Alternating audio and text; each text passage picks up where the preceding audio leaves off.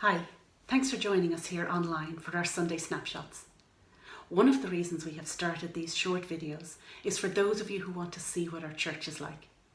Perhaps you've visited us before, or you've been meaning to pop in some Sunday, or you're just curious and want to see what we're like. We're really glad you're here, and we hope that you enjoy this little oasis of time as you watch. For those of you who haven't met me, I'm Anne-Marie, a lead pastor here at LV Vineyard. Myself and my husband Seamus moved here to Clondalkin about 5 years ago. Our church usually meets in Clondalkin Leisure Centre, but these days our Sunday gatherings are online on a Zoom call at 11 a.m. If you'd like to join us on that call, you're very welcome. Send us an email, anne@liffeyvalleyvineyard.ie, and we'll get the meeting details out to you. We'd love to meet you. Today we're doing the second part of our series on Lectio Divina, an old monastic way of reading the Bible. Whether you've never read a Bible or have been reading it for years, you can use this monastic practice. After that, we'll have a short video clip for you of a local food donation project we're involved in. Watch out for the lockdown hairdos in that one. And then Seamus will lead us in worship and prayer. All in all, it should be about 20 minutes. We hope you enjoy it and we hope you're blessed during it. Before that, we'd like to invite you to come along to our online Alpha course. Alpha is a 10-week course where you can explore the Christian faith. It's a very relaxed environment. People come with all sorts of questions and different levels of faith. It's a really interesting course. Each evening there's a video on topics like who is Jesus, why did he die? And there's a chance to chat together and tease it out. The course is free and we'll be running an introductory night on Thursday the 22nd of October. So you can come along, bring a friend and see what it's like before you decide whether to sign up for the course. We've all got questions. Why am I here? What's the point? What difference does my life make? Thank you. Why do things that are so bad for us taste so good? Hey Siri, Do you pray? I don't have an answer for that. How can I live life to the full? What can I really trust? What's my purpose? What do you think happens when you die? You're going straight to the gulag. Does anyone hear my prayer? What's for dinner? What will make me happy? Why don't good things last forever? What is God really like? Has anyone else even asked themselves these questions? Hey everyone, I've got an amazing Alpha Online group here. A better place to ask life's big questions. Ask Alpha.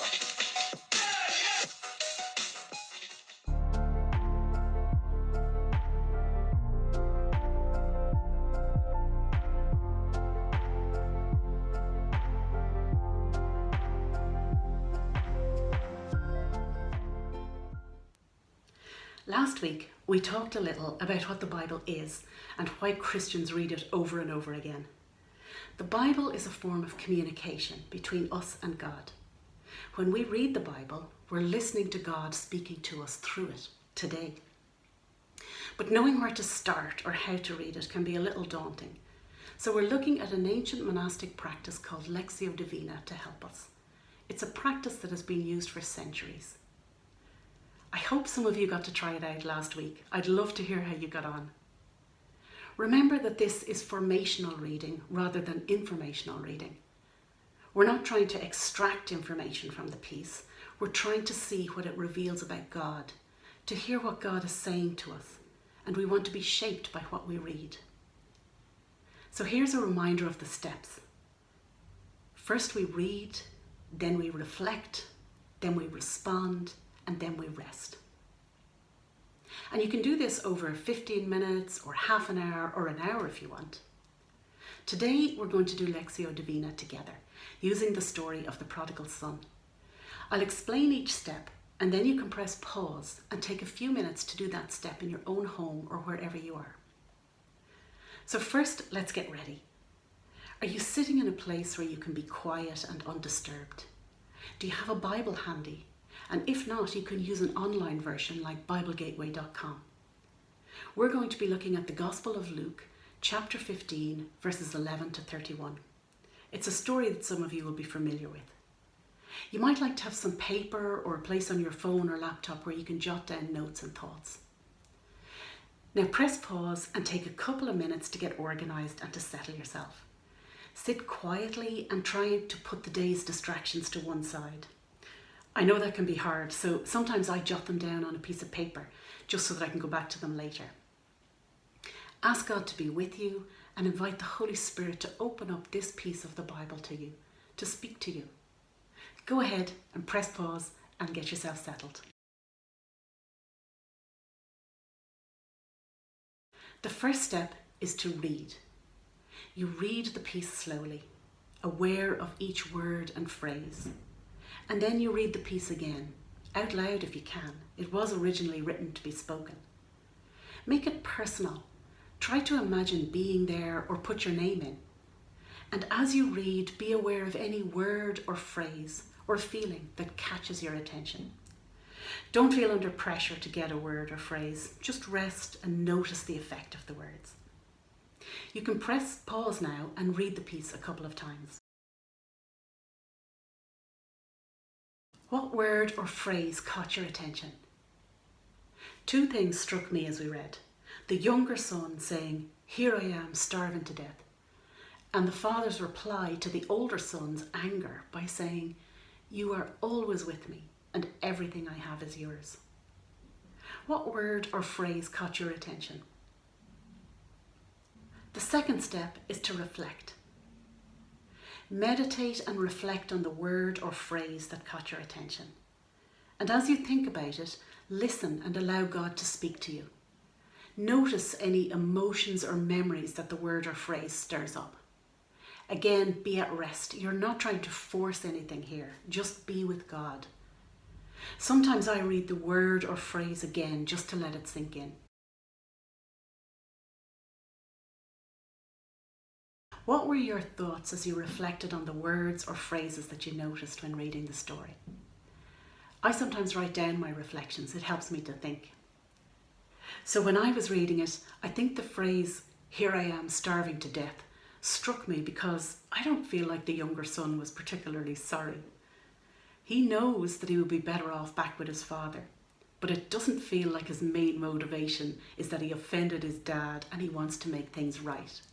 His main motivation seems to be himself. The next step is to respond. Respond to the word or phrase. Ask God, why has this word caught your attention? What is God trying to say to you? Talk with God about what you're hearing or feeling. And ask God about the things you don't understand. This is prayer. God has highlighted something to you and you're interacting with him. You're responding and teasing it out.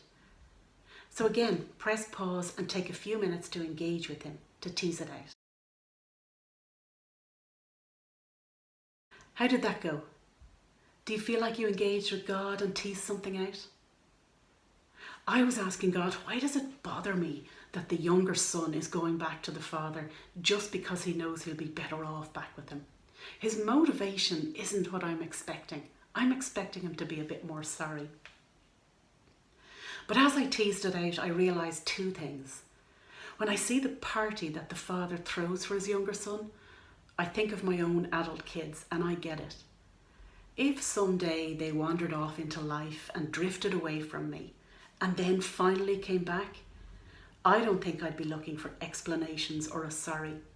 I would run and give them such a hug, and if I had something like a fattened calf or even a Sunday roast in the fridge, I'd be cooking it up for them and inviting everyone over to celebrate.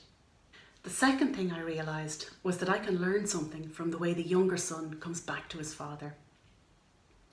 I can have times where I drift away from God or end up on a wrong path, and I know that I'd be better off back with God. Sometimes I know exactly what I need to be sorry for, but sometimes I'm not quite sure why I've ended up drifting off course. I feel like I should have the right motivation and the proper sorry ready to go back to him. But this story shows me that it's enough for God that I recognise that I'd be better off back with my father. When I want to come back to him, I don't have to have all my ducks in a row. I don't have to figure it all out. I can just come back to him. I can go to my father just because I would be better off back with my Father. And so in this, I'm seeing more of who God is as my Father, his love for me. And that's what I'm going to contemplate on in this last step, which is rest. The last phase is an important one, and often we're tempted to rush through it. Don't rush away. Rest in God's presence. This is a time of contemplation, quiet rest in the presence of God. Simply be with God and rest in the unconditional love that God has for you. Press pause now and take a few moments to rest in his presence. Now, as you return and as you go through your day, you can keep returning to the word or phrase or what you felt like God was saying to you. And you can ask for it to become part of your life. I hope you had a chance to press pause and do this Lectio Divina today. It's a very simple practice, but a very powerful one. You can use the same story several times during the week. Each time different words or phrases might jump out at you, or you could stay with the same phrase for a few days. If you're looking for other pieces to try, there's the other two stories in Luke 15, the parable of the lost coin and the parable of the lost sheep, are good ones to start with. It's really worth trying this. Reading the Bible regularly changes how you live. It changes how you see God, and it helps you become more like Jesus. Let me finish with a prayer. Lord, I ask that you would bless each person listening today. Let each of us hear your voice and see more of who you are as we read the Bible. Be with us today. Father, help us to understand how much more you love us. Amen. If you'd like an outline of the Lectio Divina practice, send us an email and we'll get a copy out to you. Now we have a short video for you about some of the opportunities we had to bring food donations for local families during lockdown. Don't forget to look out for those lockdown hairdos.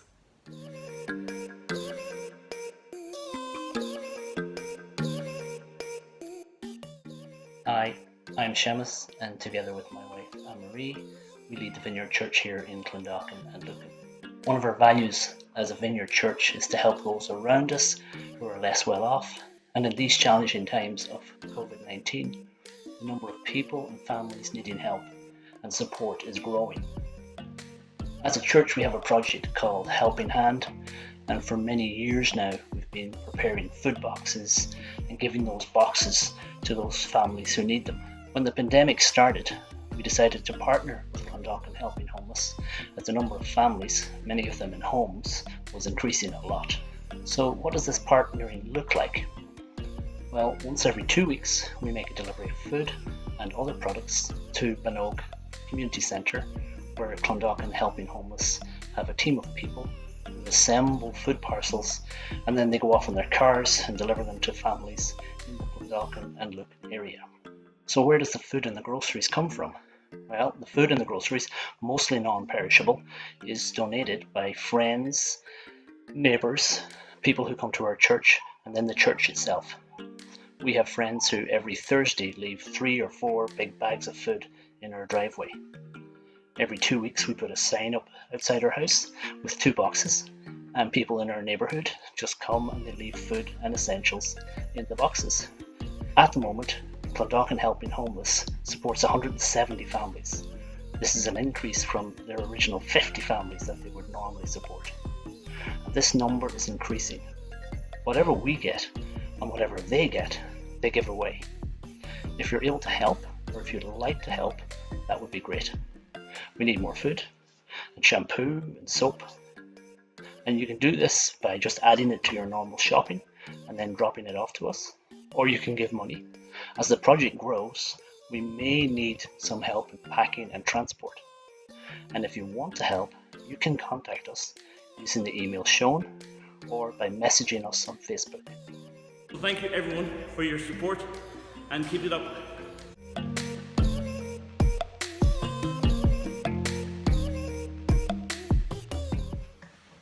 Hello and welcome, thanks for joining us. Again, if you're still in lockdown and if you're joining us from your apartment or your living room, you're very, very welcome. And you know, as we draw close to God as we give him this time, as we give him our words and our music. His presence comes around you. So just expect him to turn up. He is our loving Father. He is our comforter. He is our light.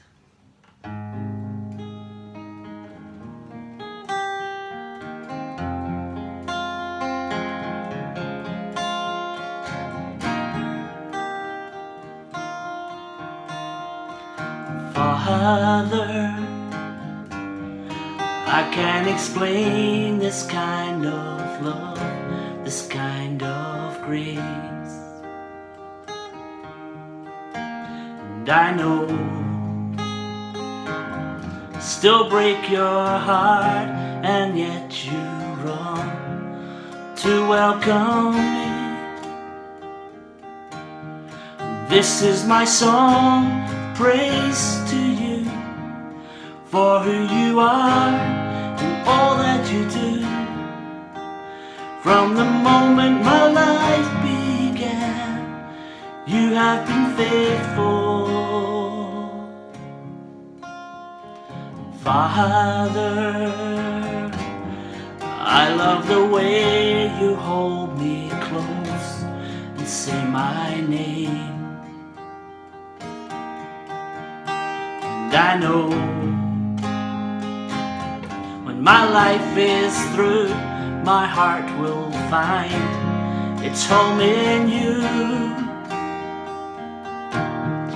This is my song, praise to you for who you are and all that you do.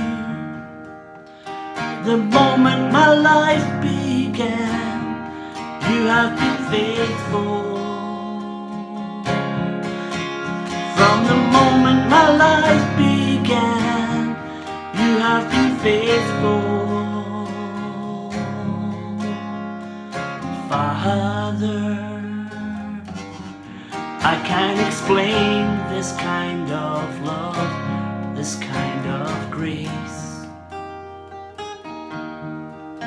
And I know, still break your heart, and yet you run to welcome me.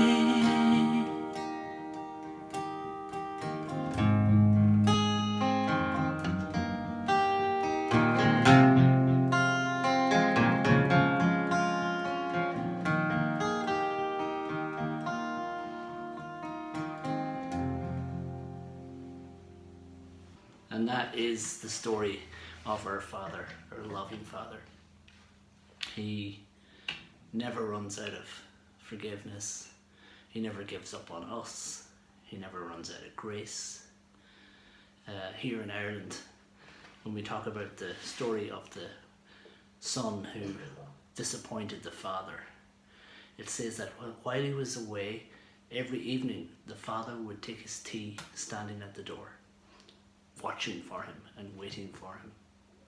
So wherever you are, know that God waits for you. Whatever the condition of your heart, know that the Father is longing to embrace you and to welcome you and to put a robe on you and to put the family ring on your finger. This is our loving Father. And he has mercy for all of us. If you're in a place where you think, I've blown it and I can never make it up, know that we've all blown it and none of us could make it up. But God the Father, with his grace and with his forgiveness, he welcomes us into his presence. God the Father, with his grace and his mercy, welcomes us into his presence.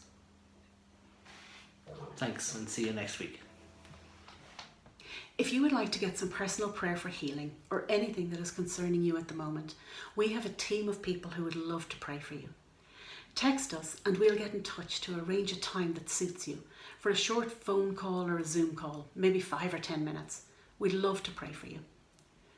And if you'd like to join our Sunday gathering on Zoom or get more connected with us, send us an email. We'd love to help you connect to our church. Have a very good week. God bless you, and thanks for joining us today.